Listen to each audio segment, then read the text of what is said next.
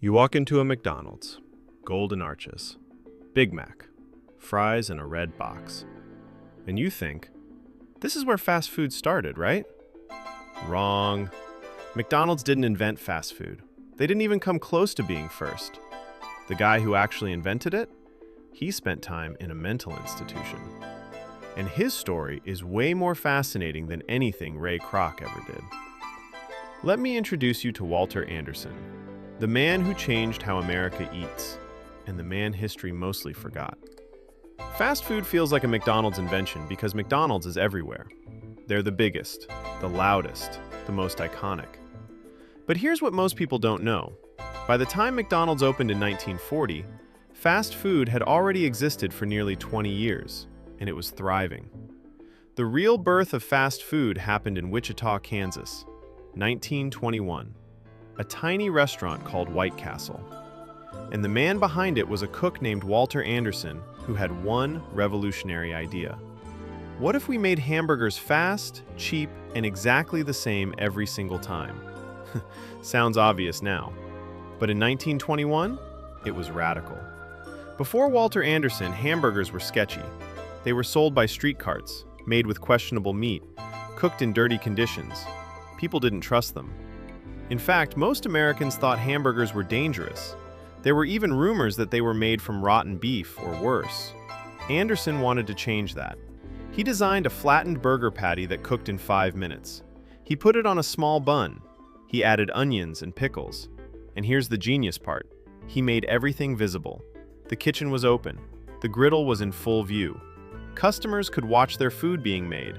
It was clean. It was fast. It was consistent. And it worked. Anderson teamed up with a businessman named Billy Ingram, and together they opened White Castle. The first location was tiny, literally built to look like a castle, white tiles everywhere, spotless. The burgers cost 5 cents. You could get one in under a minute, and people loved it. White Castle exploded. By the 1930s, they had locations across the Midwest.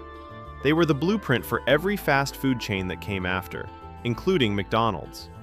But here's where the story gets complicated. Walter Anderson struggled with severe mental health issues. He experienced paranoia, delusions, and breakdowns.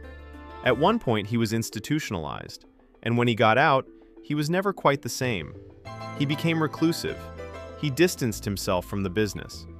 Eventually, he sold his shares and disappeared from the industry entirely. Billy Ingram kept White Castle going, but without Anderson's vision, the company stayed regional. They never expanded the way McDonald's did. And history mostly forgot the man who started it all. Meanwhile, the McDonald brothers in California were paying attention. They saw what White Castle was doing. They saw the assembly line system, the speed, the consistency. And in 1948, they redesigned their restaurant around those exact principles. They called it the Speedy Service System. It was White Castle's model, just bigger, faster, and in California instead of Kansas. Then Ray Kroc showed up in 1954, franchised the whole thing, and turned McDonald's into a global empire. And because McDonald's became so massive, they got the credit. The Golden Arches became the symbol of fast food. White Castle became a regional curiosity, and Walter Anderson became a footnote. But here's the truth. Every time you go through a drive-thru, every time you get a burger in 2 minutes, every time you see a fast food kitchen designed for speed and efficiency, you're experiencing Walter Anderson's invention. Not Ray Kroc's, not the McDonald brothers, Walter Anderson's. The guy who spent time in a mental institution, the guy who was written out of the story. He's the one who changed everything. So yeah, McDonald's didn't invent fast food.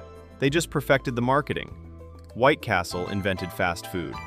And a man who struggled with mental illness invented the system that feeds billions of people every year. Which, if you think about it, makes the story even more important. Because innovation doesn't come from perfect people. It comes from people with vision. And Walter Anderson had that vision, even when the world wasn't ready to see him for it. So next time you're in a drive-thru, remember Walter Anderson, the forgotten genius who made it all possible. And if you've ever been to a White Castle, or you've got thoughts on who really deserves credit for fast food, drop it in the comments. Or tell me what food history you want me to cover next. Because trust me, The real story is always better than the myth.